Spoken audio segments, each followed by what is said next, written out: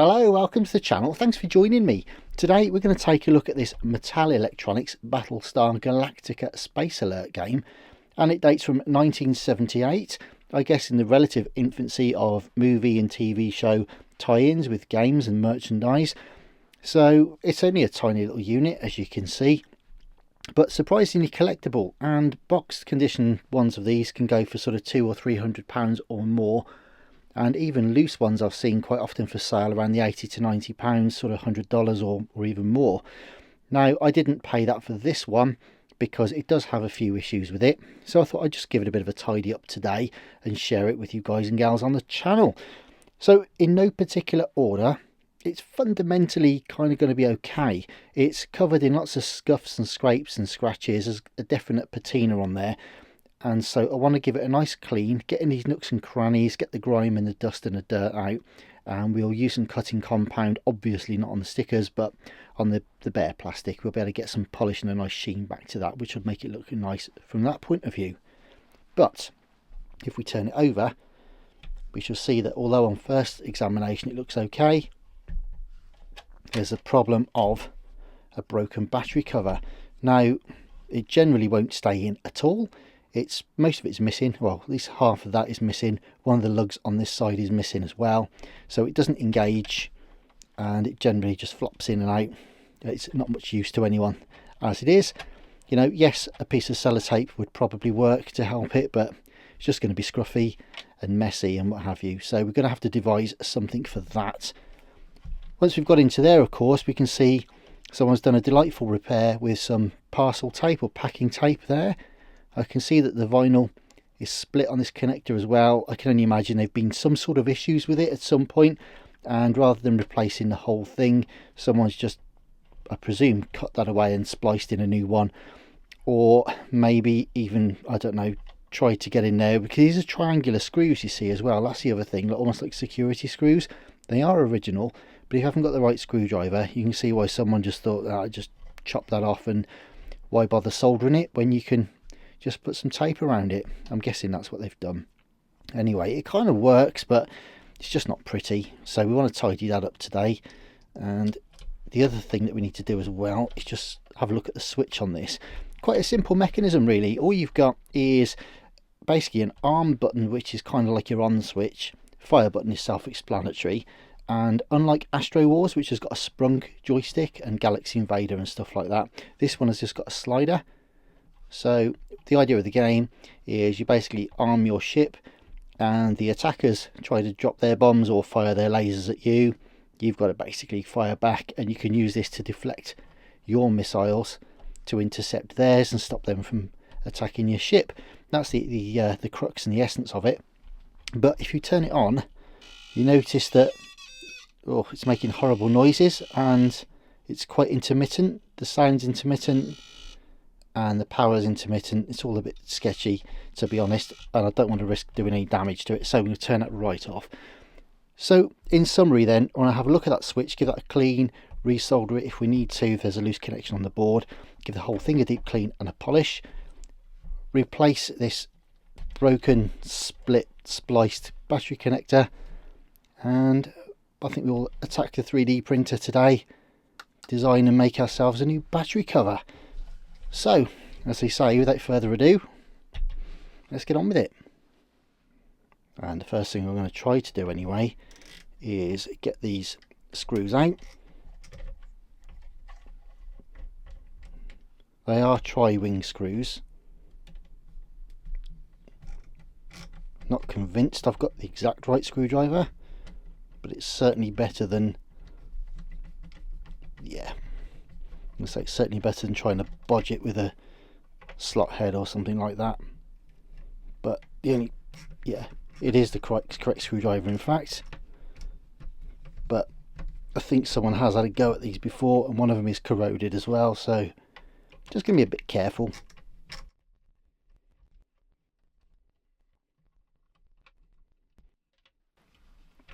Okay, let's boldly go where I don't think anyone else has been before inside this one anyway.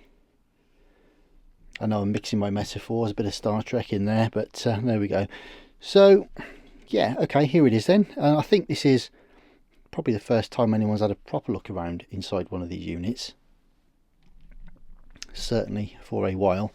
Did some cursory research on YouTube and couldn't see much at all in the way of this particular game, not least of which to do with having a closer look at the internals. So we'll do that now.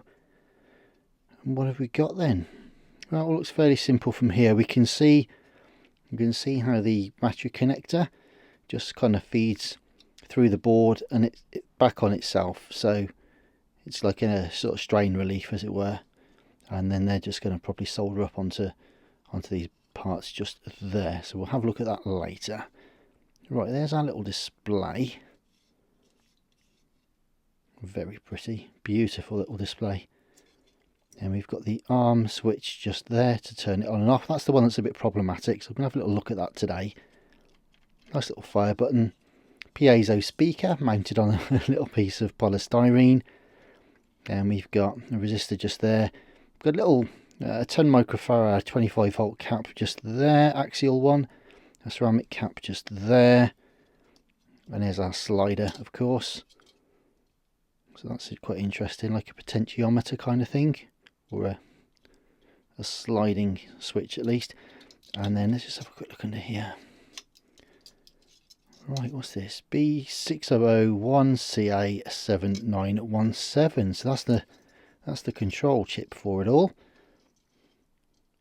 So there we go. Just for any geeks or electronic nerds, that's what we've got inside. Right. Anyway, first thing I want to do is just give these a little bit of a clean, I think. And the first port of call is just to clean the top of the switches.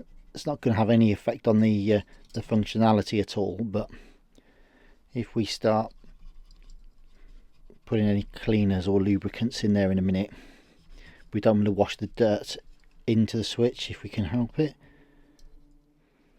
Just a tiny little bit of PTFE lubricant. I don't want to wash the grease out. I just want to try and see if we can get the switch working a little bit nicer. I'm just waiting for the soldering iron to warm up, and we can do a few little jobs at once here in some respects. We can replace the little connector for the battery, so I've got one here which is rather handy. Now I want to make sure I get the length of the cables right on this one. It's all very well saying, oh yeah, leave yourself as much room as possible, but the problem with this particular game is actually there's not very much room inside. I'm just going to back out a little bit. So there's not a massive amount of room inside the game for the battery and all the associated wiring. So to be honest, it's as tempting as it is to go, oh yeah, we can leave plenty of cable on there. Really, we need to try and match this up as best as we can to try and keep it back to original spec. And I also noticed that it's kind of making a bit of a hissy noise, and it's just not, doesn't generally sound very happy. Now it could just be the old age, but what I might just do is check this capacitor while I'm here. We've got an electrolytic, and let's actually just run the ESR meter on that.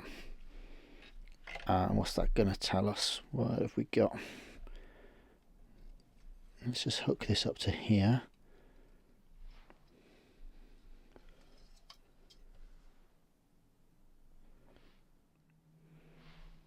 Doesn't seem too bad, but it's fluctuating a little bit. But do you know what? It's been in there so long, it wouldn't do any harm to replace it anyway.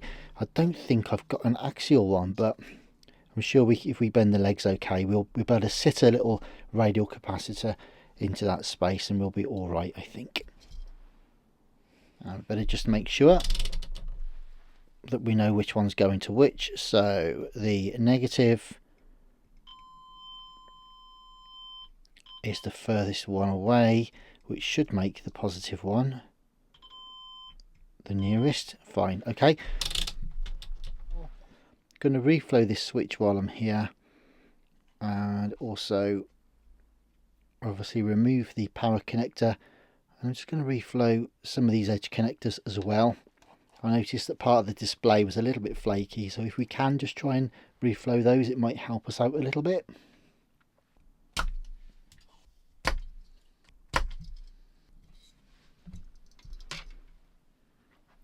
Right, there's the old cap.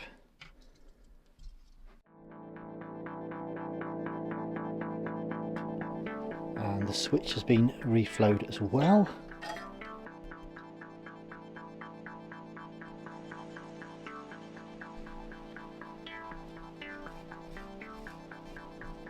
And now for the battery connector.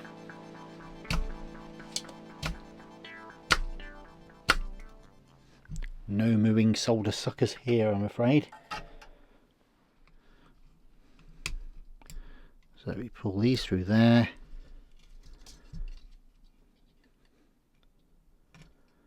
Out through there. Like so.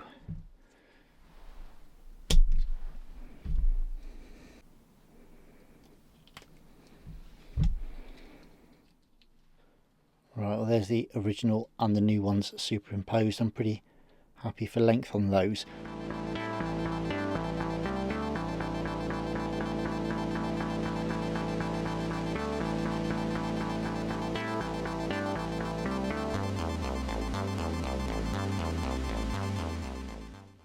So there's the new battery contacts put into place. Just tidied the cables up, of course. So back to the same strain relief and length as it would have been originally. So next thing then, we'll just drop this capacitor in as well.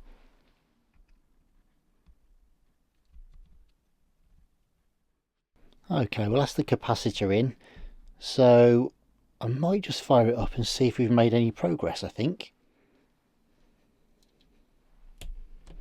Okay, well that snap is a lot nicer for the battery.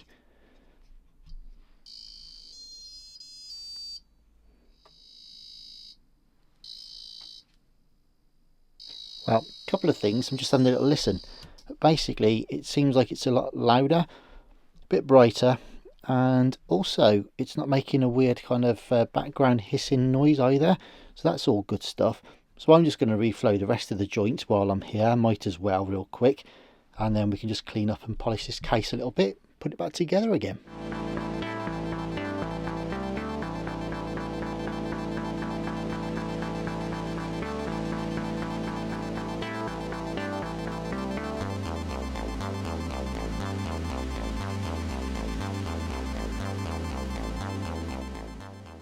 The things you do for the love of retro kit, eh? Each one of these grimy little spots is basically working a little needle point into each one of these tiny little holes there, look.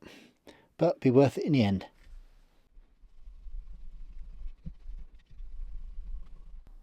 Okay, before the final polish, we'll just do a bit of gentle reassembly now. Just make sure the switch is in the right place. That's all tickety-boo. Fire button's working okay. The piezo speaker's located where it's supposed to be.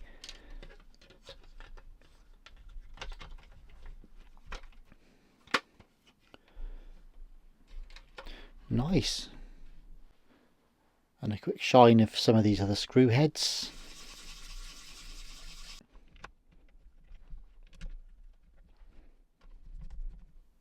So there it is, all put back together. I've given it a nice polish as well. Got a pretty little sheen to it now. Not perfect, of course, but it's nearly 50 years old and it's got a general nice patina, but still looks really presentable. So the only thing left to do then is to sort out this battery cover. Now, as I said earlier, the one that came with it, it's had it. One of the battery snaps has actually come away. It's completely broken away, as you can see there. So, yeah, no good for man nor beast, to be honest. Now, I'm quite fortunate in that I have another battery cover on a different unit. So I'm going to use that as a template and actually go and create a 3D print of one of these. See if we can replace it with a new one.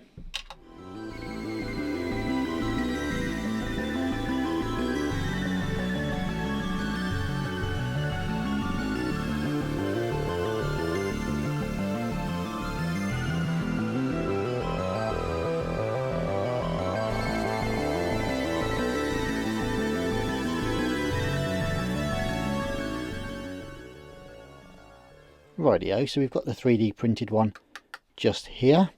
I think it's pretty good in most of the major details. So we've got the spine on the back, there's a small overhang just there, and then there's the larger one which is like the snap-in tang on the other side. So yeah, dimensionally it should be pretty good, I think. Now I've had to print this face down, as it were, for practical reasons, to get these tangs and overhangs and what have you all printed correctly. So I've made a point of printing it in solid material. There's no infill in this at all. So a couple of things with that. One is it makes it nice and strong, and two, if we wanted to, we could draw this across some sandpaper and actually take some of that roughness out and make it a bit more visually similar to the original. That being said, personally I don't mind that higher grip on the battery door. It's fine for me, but to each their own. Right then, so here's the battery connector that we fitted just now. Just pop a battery in. This one isn't terribly good, to be fair. I haven't got any decent 9 volts in at the moment, but should give us some sort of an idea. So we'll pop that in there. Question is, does it work? Oh, lovely. Look at that, beautiful.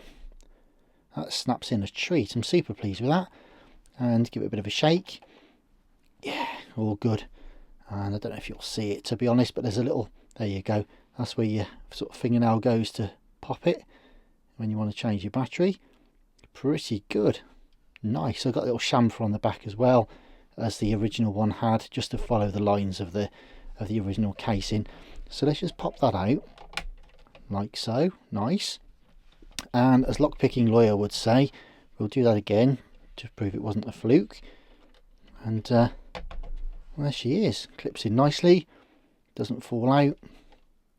Pretty good. See, it's got that kind of nice resilience to it. And then if we just hear that clip, marvellous. Happy with that. So we'll just check it fires up. And what we got here, there we go. Nice. Alright then, a quick final polish up. We'll get rid of this Towel of Destiny. I'll see you on the other side of a fade to black for a quick final reveal. So here it is then, Battlestar Galactica Space Alert from Mattel Electronics, 1978. Not in a worst condition, to be honest, but it was showing some signs of wear for its nearly 50 years of age, aren't we all? And yeah, so it came in as needing a bit of work. It was pretty grubby looking, a little bit too much wear and tear really, so we've just polished it back up a little bit. Not, you know, not like new, but just giving it a bit of a makeover, freshened her all up a little bit, which is pretty cool. Also, the main on-off switch was really bad as well. Just needed a bit of a clean, I think. It was very intermittent, but we've cleaned and reflowed the joints inside, cleaned the switches, and just generally given it a bit of an overhaul. Also replaced the electrolytic capacitor in there as well, because that was looking like it was pretty much on its way out. And finally, oh no, not finally, I was going to say finally, the battery cover that we've made for it, but also we've replaced the battery connector lead because that was all broken. If I can find it, here it is. Here's the original one that was kind of held together with a bit of parcel tape. So that's that gone for a Burton, as is the old capacitor. So it's in overall really nice condition, and now it will work nicely off a battery without having to worry about sticking a dirty great piece of tape or something like that over the back. So overall I'm pretty pleased with that. So thank you very much indeed for watching. Please check out some of my other videos. I've got over 400 now in my back catalogue, so have a look through some of those. Consider subscribing if you haven't already. I'll be back soon, but in the meantime you guys stay safe and all the best for now. Bye bye.